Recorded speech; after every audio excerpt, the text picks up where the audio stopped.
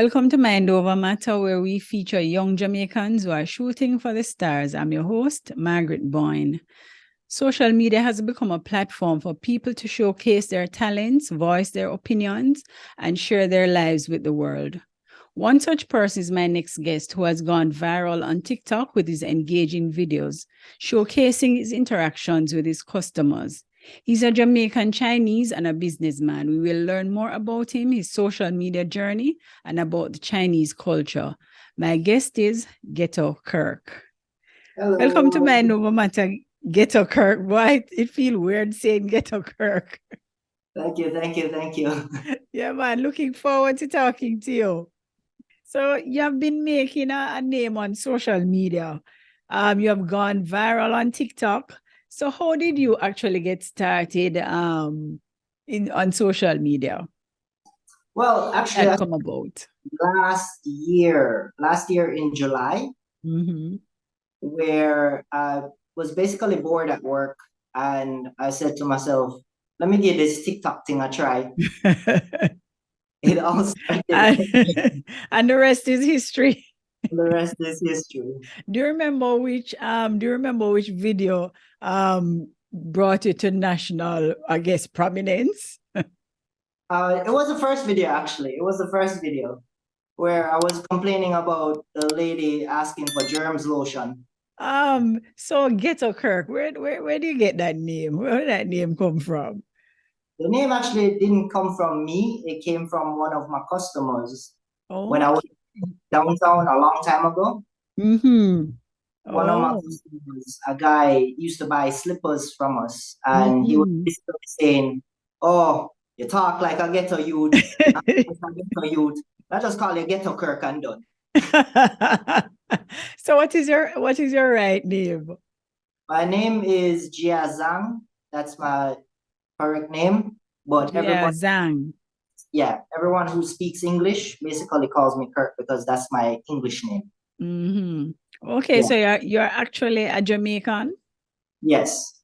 All right. So tell me a little about your background and growing up in Jamaica. I came here when I was 3 years old as a baby. Oh, 3. Yeah. And I went to school here. I grew up all over the place in Jamaica because my family moved around a lot. Dad was a chef in the restaurant business, and he moved from like restaurant to restaurant depending on like where his boss needed him at the time. I've lived in places like Ocherios. I did a few months in Mandeville. I was in Havendale area, all over the place, Red Hills, and in Kingston as well. And so you which school you went to in Jamaica? School you attended? All right, let me see if I remembered all of them. I think I went to Holy Childhood Prep once as a kid. After Holy Childhood, I moved back to Ocherios and went to a school called St. John's. I think it's St. John's in Ocherios. And then after that, I moved around quite a bit again. I don't remember. In prep school, I went to Stella Maris. And then after Stella Maris, I went to Meadowbrook High. Okay, Meadowbrook. Yeah. Oh, okay. So after Meadowbrook, you went to university?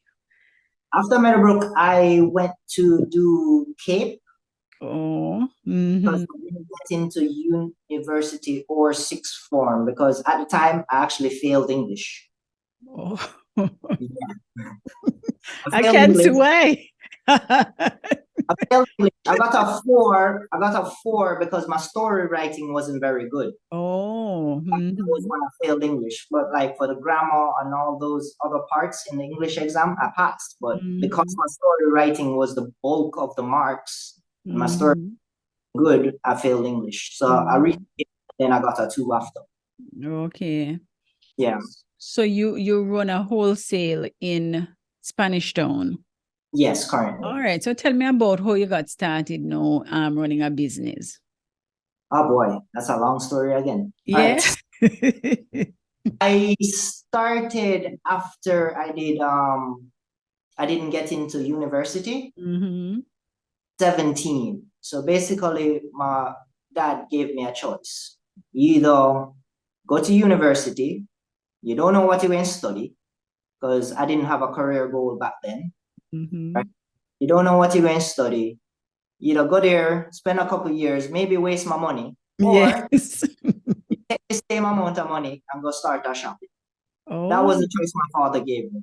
At And in 17? my mind, yeah, at 17. And in my mind, I was like, if I go to university, I still have to work for people when I come back out. All right. So why not just take the university money that my father was going to pay for me to go to university, start a business and work for myself? So that was my logical reasoning. But we as Jamaicans, we are taught to go learn, to go work for people. I don't see it that way. I see it more of like a Eastern culture and a Western culture. Where the Western culture, like even in the States or Canada, right? In the Western culture, you're more driven towards careers, right? Doctor, lawyer, accountant, engineer, whatever, right? For like the Eastern culture, or at least what I'm used to, is we're more driven towards go start your own business kind of thing. So business and then there's careers. But what was that like though, running your business at 17? It was rough and stressful. Wow. I can just imagine. What were some of the challenges that you had? The main challenge was my father, really. That was the challenge, because he gave me an ultimatum where he basically said, listen, I'm only lending you money once in your life. Oh. If you mess up, that's it. You're up on your own. Again. Yeah. So he basically lent me the money, the university money that he was going to pay, right? Lent me the money to start my own business, and then I tried to build myself up from there. Okay. So where did you actually start the business? Where was it located? Downtown. Yeah. In downtown? At 17? In a them rough place there. Listen. Wow. It was not easy. It was not easy. Yeah, man. I remember a video that you had though, that you were relating an encounter with a fluffy female at a dance, which was very hilarious. I was saying to myself, then get a girl go really go dance. You go dance on them thing there? Well, I used to when I was younger. I used to go to parties and stuff, but not very often nowadays. Not at all. So what was response? What was the response like when people see as, you know, a Chinese in a dance at a dance? It's normal actually, because here's the thing. The Japanese people actually love like dancehall culture. Yes. So lots of people were used to seeing Japanese at parties. When I went, I didn't look too different from the Japanese. So So how do you feel? I assume I was Japanese though. Yeah.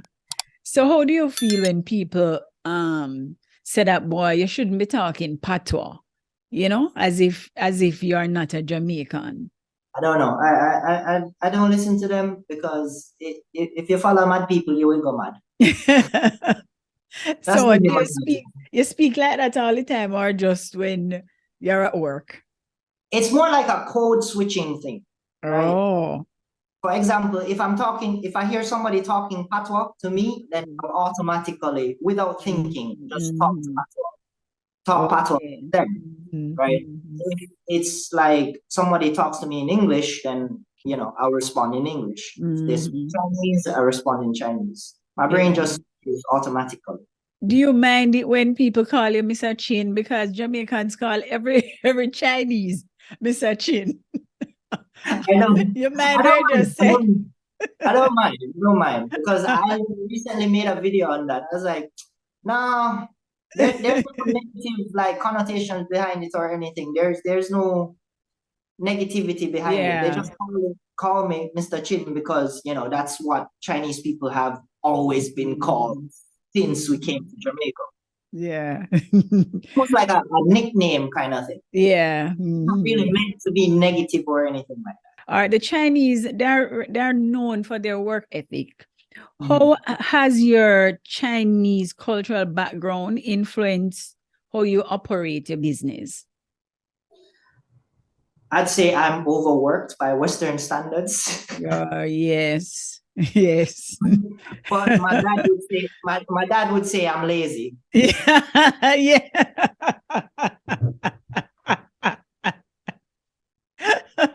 You have become too Jamaicanized.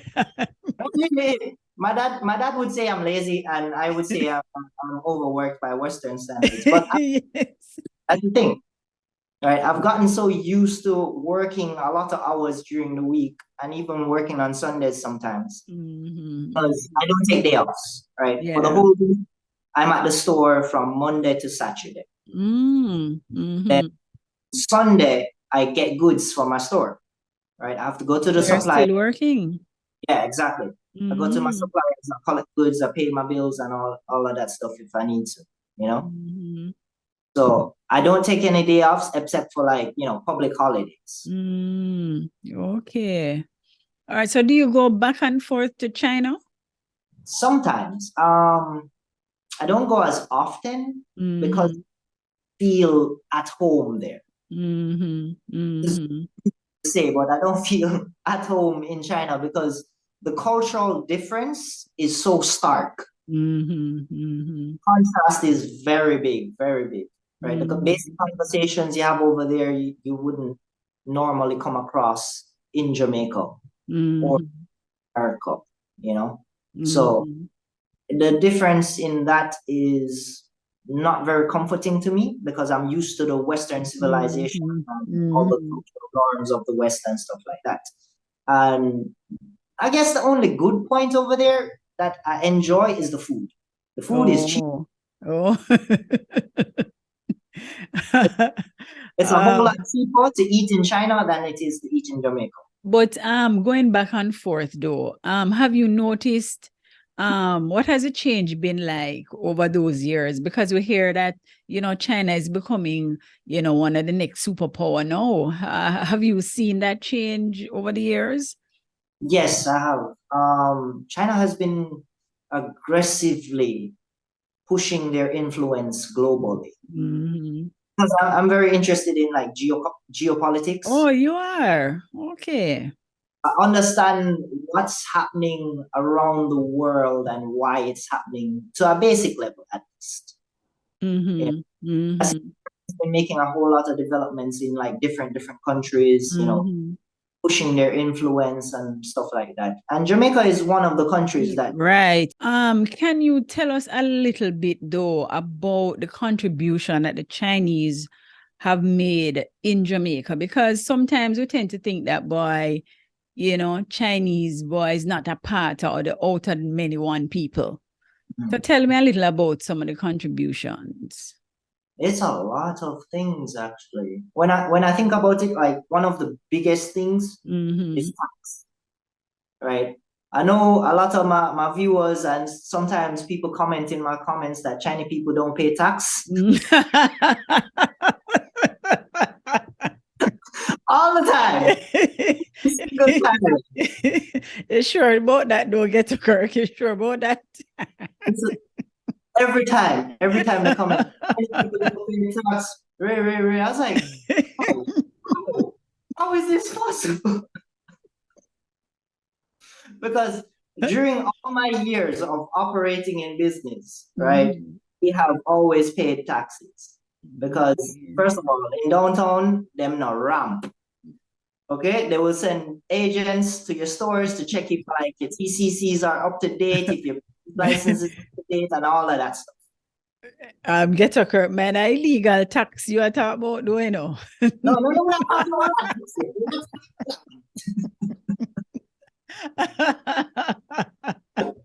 Because we know you have to pay those.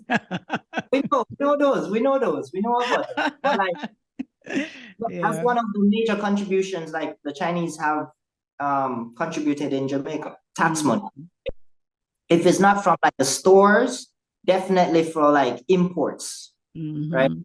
So tax that the Chinese pay for like customs to import into Jamaica, that's a huge monetary value.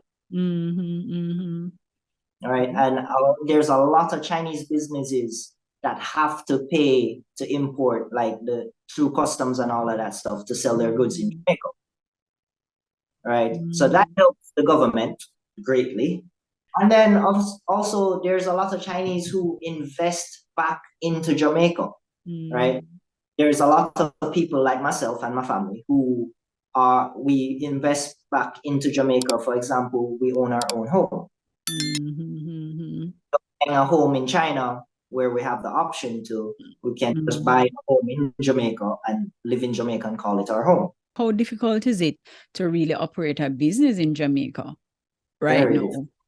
Very difficult. Right now, a lot of the times, for example, my business, it's what I call running in the red, where certain months you don't make any profits. You really don't make any profit in certain months. When business is so slow, it's just like, all right, we'll wait for the good season. You know, Christmas, Valentine's Day, Easter, back to school, that kind of stuff. So a lot of the times you ride it like a wave, basically. There's ups and downs, you just have to ride it like a wave. All right. So how has your social media success impacted your personal life and your relationships? My personal life, I can say I'm still not used to people randomly recognizing me on the road. Yeah. I'm not used to that. So it's still kind of, new to me in a sense, where it's like I walk on the road and random people are staring at me and I was like, this person probably knows me. This probably they probably So seen the video. you can't hide again. I can't.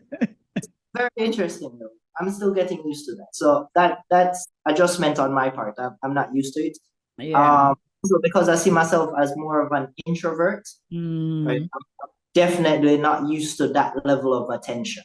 But what I do enjoy is like making the videos and like the process of editing them and then bringing on all of that stuff. I enjoy that. All right. So your social media content is really about your wholesale business and your customers. But recently I've been getting a lot of bashing, a lot of criticisms. That you're kind of making fun of us Jamaicans, you're condescending. How you respond to that? A lot of it, they just don't understand, I guess. Right? Miscommunication in like some of those videos where it's like they take what I'm saying and twist it into their own interpretation of it. Sometimes I'm making videos, like the comedic ones are more as a joke than anything else, right? Just to have my audience laugh with me. I have to go through the difficulties that I have to go through at work and stuff like that. But everyone has, even like with my earlier videos, everyone has dealt with difficult customer before. So if they've ever done any form of customer service, they can relate to that sense. Right. More recently, I've been doing more videos regarding like political views, and maybe a little bit of like political commentary, that kind of content. Okay. So you've gone into different other areas. Yeah. All right. So how do you handle though? How do you handle those criticisms? Well, I just take them. I just take them. If they're logical arguments, I'm fine with open debate. I'm always down for open debate. We can have a civil discussion.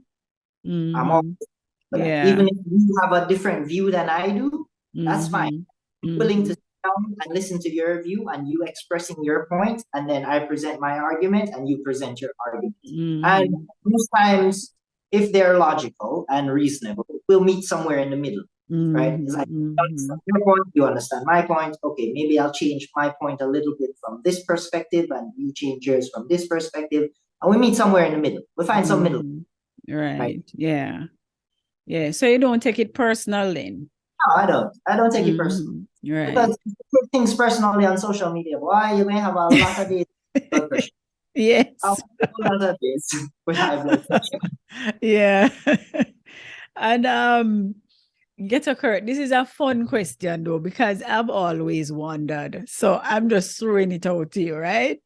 Sure. So I've been to the wholesale a lot of times downtown because I even work downtown, right?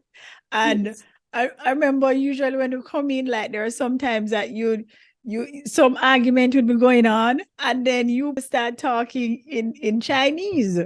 And we will be saying, we're wondering if it's we or the chatting. Is that so, Kirk? Every interview I get this question almost. Really? Yeah, man, we feel says we in a chatting, Kirk. Sometimes, yes. To be honest, yeah. Sometimes, right? Sometimes it's the shop owners communicating with like the other employees, like, yeah, explain this to me. What is she saying? Yes. What's she talking about? Right? And sometimes it's like, we can't bother with them people. Yeah. Too stressful, man.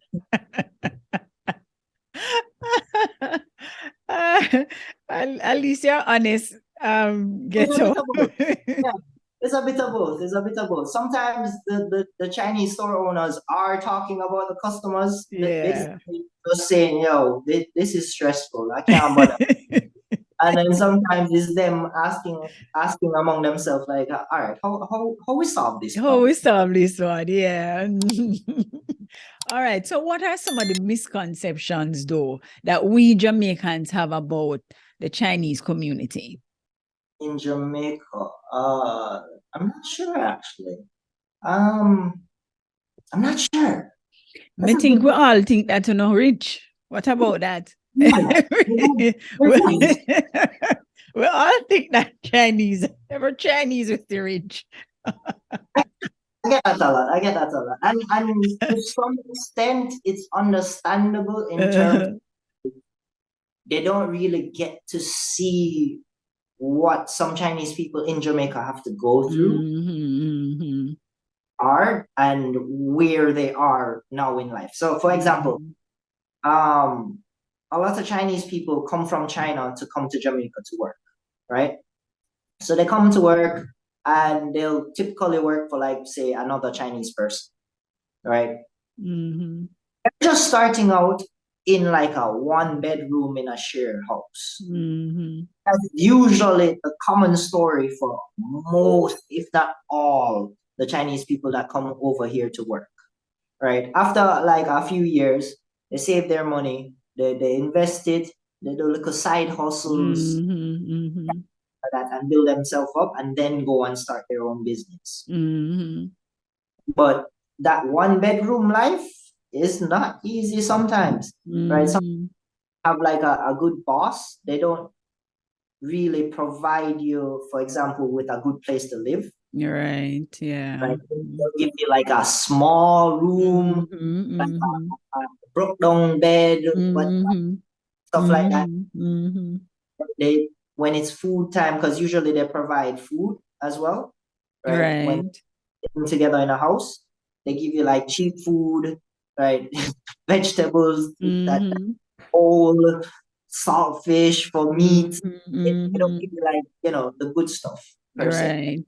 So a lot of them have to go through that little phase before they can get to somewhere. But they don't. A lot of Jamaica doesn't see that side. Right. Yeah, man. They see the end. Yeah, they see the end. It's like, oh, man, you own your shop, you have money, man. Yeah. So what did I have to do to get here? Yes, yeah. And a lot of the times too, a lot of store owners, it's not that they have money, they're in debt as well. Me, when I had a store, my first store, I was in debt to my father. So if somebody was to tell me that I had money when I had my store while I was still in debt with my father, I would look at them like, huh? You're that way? Yeah.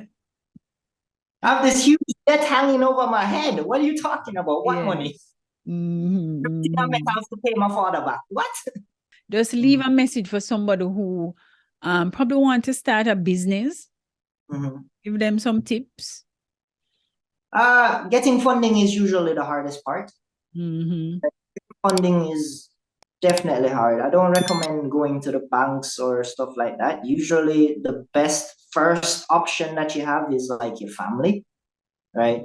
So you present your this is what I did anyways. I present my business idea to my father, and he basically said, okay, I'll lend you X amount of money to start your business, right? So if you can't get funding from like your parents or like an uncle, auntie, whoever, right?